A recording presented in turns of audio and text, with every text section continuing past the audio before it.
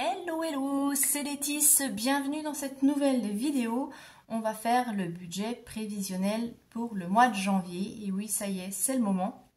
En tout cas, j'espère que vous passez de bonnes fêtes de Noël, que vous profitez bien de votre famille, de vos amis, de recharger les batteries pour ceux qui ont pris quelques jours de vacances. Donc profitez, c'est super important. Et je souhaite la bienvenue aussi aux nouveaux abonnés. Donc merci pour vos abonnements, merci beaucoup. Merci aussi pour tous vos commentaires qui me font énormément plaisir. Même si je sais que je réponds toujours un petit peu en retard. Mais bon, je les lis tous et je suis super contente de voir votre soutien. Et puis vos partages de bons conseils, etc. Donc merci beaucoup.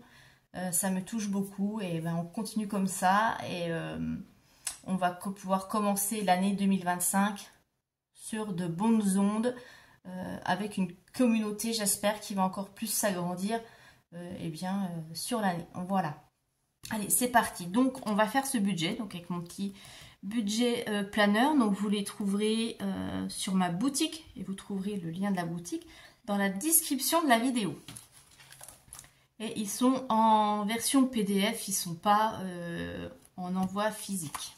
Alors, janvier. En janvier, alors il n'y a encore pas de gros changements. Ça va surtout arriver au mois de février. Alors, au niveau des revenus. Au niveau des revenus, à l'heure actuelle, là où je fais la vidéo, de toute façon, normalement, rien ne devrait changer d'ici là. Mais le salaire est toujours le même et il est prévu à 1590.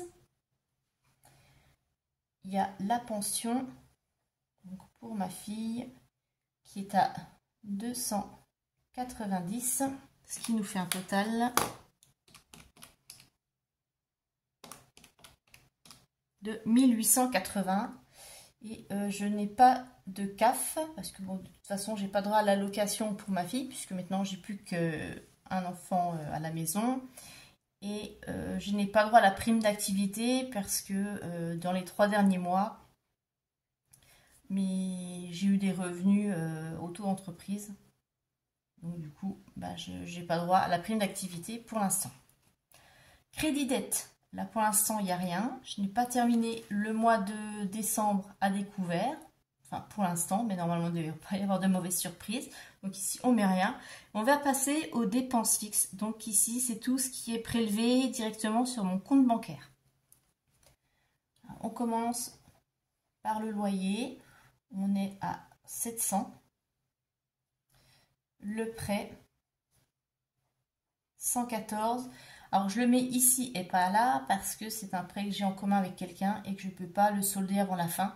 Donc pour moi il reste ici, c'est une charge immuable jusqu'à son échéance. Le leasing de la voiture, on est à 242 et c'est pour ça d'ailleurs que je n'ai pas de frais d'entretien. Parce que des fois, on pose la question, pourquoi j'ai pas d'épargne, entretien de voiture et tout.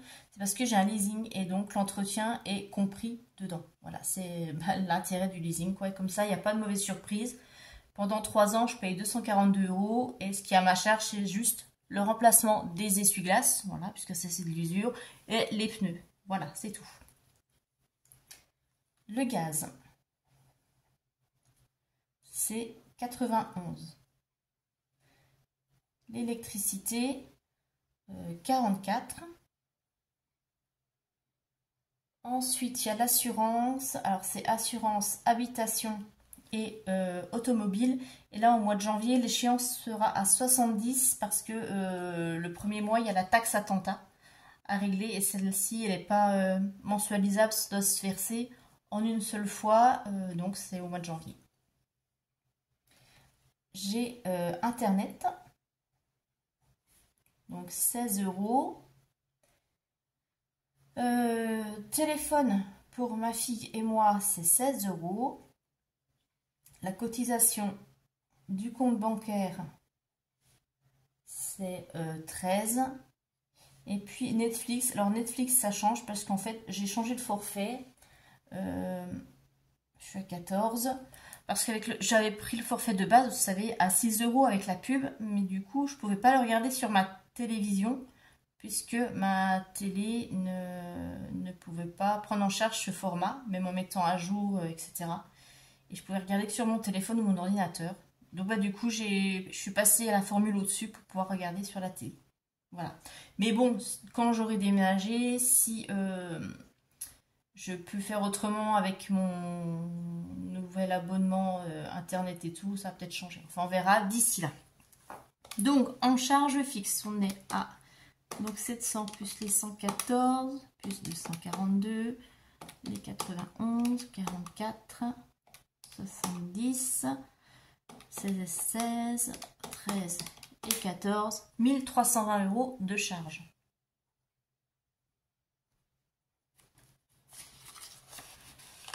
Ensuite, on passe au virement permanent. Donc, c'est tout ce qui est prélevé chaque mois directement de mon compte courant et qui va sur 2 livrets. Donc, j'ai un premier livret, c'est le LEP. Et il y a 40 € pour alimenter le fonds d'urgence pour les loyers d'avance. Et l'autre, c'est un livret classique où je mets 10 €, c'est pour provisionner, pour mes frais d'obsèques, ce qui nous fait 50 €. Ensuite, on passe aux dépenses variables. Donc ici, c'est tout ce qui peut être paiement par carte, paiement par chèque ou les choses qui ne sont pas forcément là tous les mois. Qu'on règle comme ça peut être des consultations médicales ou des mois parfois pour l'achat de croquettes pour Senko, etc. Et là, au mois de janvier, il y a uniquement le carburant parce que moi je le règle par carte. Parce que je ne peux pas le régler d'une autre façon. En notre station, c'est juste par carte. Et je prévois 50 € de carburant pour le mois de janvier. Ce qui nous fait un total de 50. Ensuite, les enveloppes. Et bien là, c'est tout ce que je retire pour mon fonctionnement du mois. Donc on commence par les courses. Et du coup, faut que je modifie, parce que sur mon brouillon, j'étais partie sur 70, mais vu qu'ils prennent plus la carte resto, en fait, il faut que je modifie. Donc, on va partir sur 80 € par semaine, donc fois 4 semaines, qui me fait 320 €. Ensuite, le divers. Donc, c'est mon mini fonds d'urgence pour le mois. Si j'ai passé dans une catégorie ou si j'ai un achat imprévu, un petit achat imprévu, hein, eh bien, ça me fait une petite réserve, ce qui fait 20 €. L'argent de poche, on est toujours à 10. Et puis l'enveloppe Létis, on est à 20. Donc ça, c'est si je mange un midi au food truck au travail, que j'ai pas le temps de rentrer, il faut que je m'achète quelque chose, ou si j'ai envie de me faire un petit plaisir, m'acheter un bouquin ou autre. Enfin voilà, c'est mon petit argent de poche perso. Et puis il y a l'enveloppe loisir. Alors loisir, ça je vais le mettre entre parenthèses parce que ça comprend le food truck qu'on se fait en début de mois. Et du coup, bah, je vais utiliser la carte resto. Voilà, puisque je peux plus l'utiliser pour les courses, bah, du coup je vais l'utiliser totalement pour le food truck de début de mois. Donc bah, ça va être 25 €. Ouais.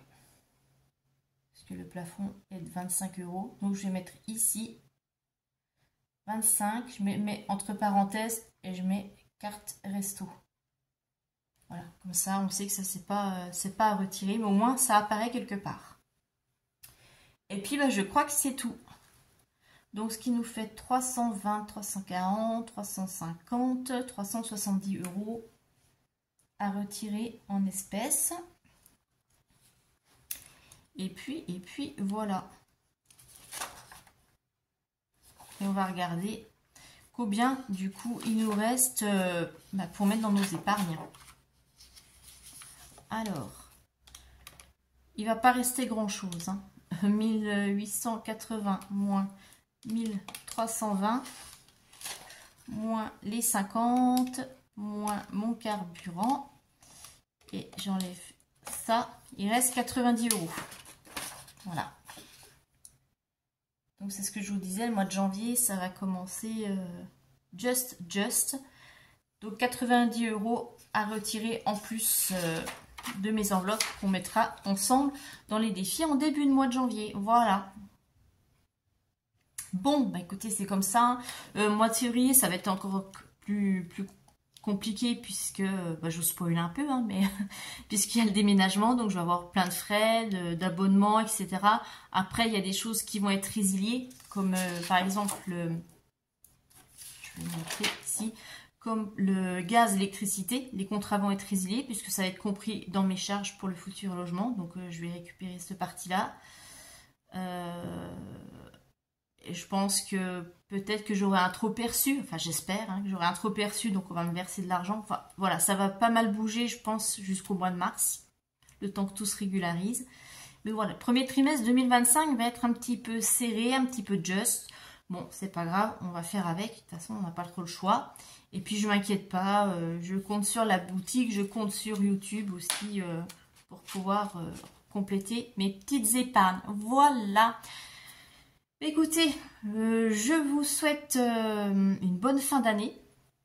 On se retrouve ce week-end pour faire le bilan de la semaine, le bilan du mois et puis on fera un bilan de l'année 2024. Mais ça, je pense que je le ferai peut-être plus tôt. Enfin, je ne sais pas si je vais encore l'intégrer dans la vidéo bilan du mois ou si je vais faire une vidéo à part début janvier. On verra. En tout cas, je vous embrasse très très fort. Je vous souhaite une bonne fin de semaine et je vous dis à très vite. Bye bye.